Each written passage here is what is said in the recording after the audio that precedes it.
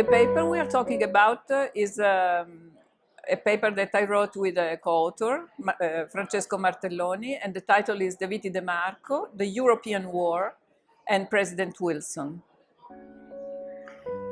My co-author and I, we wrote this paper between 2014 and 2018 for the centennial of the First World War. And I wish to highlight 4 main points of our research. The first point is that the article focuses on Antonio De Viti de Marco, the Italian marginalist, and on his interpretation of the economic and political aspects of the Great War. And it reconstructs his vision of the war as a struggle between the Western liberal democracies of the Entente on the one side and the authoritarian imperial central powers on the other. So the paper shows that De Viti's vision as a politician and economist, also during the war, was based on 2 cornerstones: the Ricardian principles of comparative costs on the one side, and his celebrated dual model of the state. So what is this model? According to this model, De Viti regarded the state in the same way as economists view the market, in the 2 extreme cases of monopoly, that is the absolute state, and competition, free competition. And this is the ideal model of the democratic state.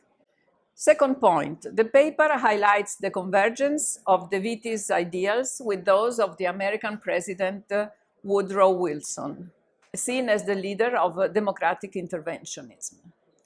De Viti had always expressed full agreement with Wilson's triad of peace, liberal democracy, and free trade. So in our article, we illustrate how De Viti saw in American political system an example of his ideal model of democracy, the ideal model of democratic state. Third point, here we introduce, we open our perspective, and we introduce the Italian group of democratic interventionists. It was a political group, a movement against Italian neutralism, but also against interventionism by the nationalists. So they were not nationalists and not neutralists. And this group was favorable to Italy's entering into the war on the side of the Entente. And it saw President Wilson as its powerful international leader. So they were Wilsonians. However, in this paper, we clarify that the Wilsonianism of this group had instead Italian roots. It originated in the Risorgimento.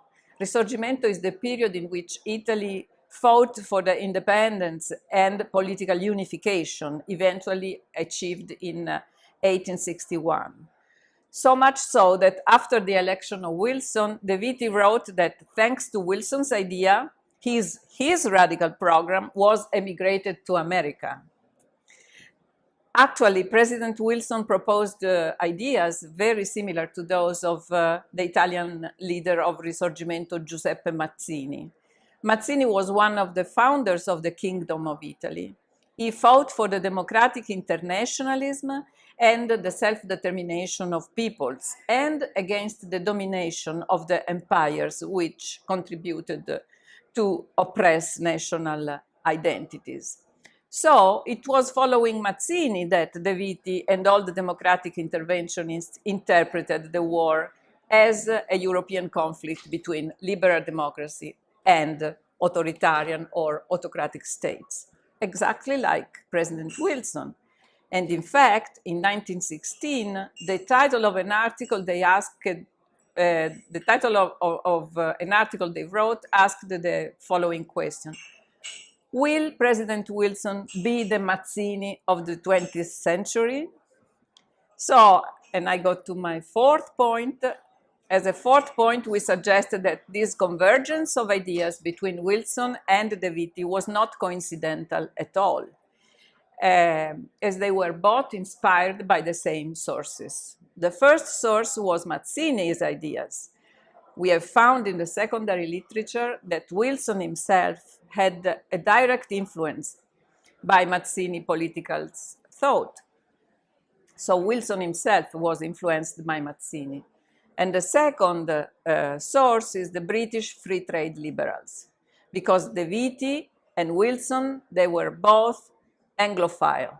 They were both admirers of the liberal ideas of international relations that developed in Great Britain during the 19th century. These two common roots can explain their convergence of ideas. In conclusion, our article shows how, after the war, the Italian interventionists admitted that the peace of Versailles was not the peace that they had dreamed of.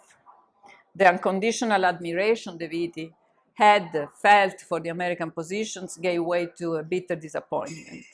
And the victory of the parliamentary democracies did not mark, I quote, the beginning of a new historical age, unquote, as he had envisaged.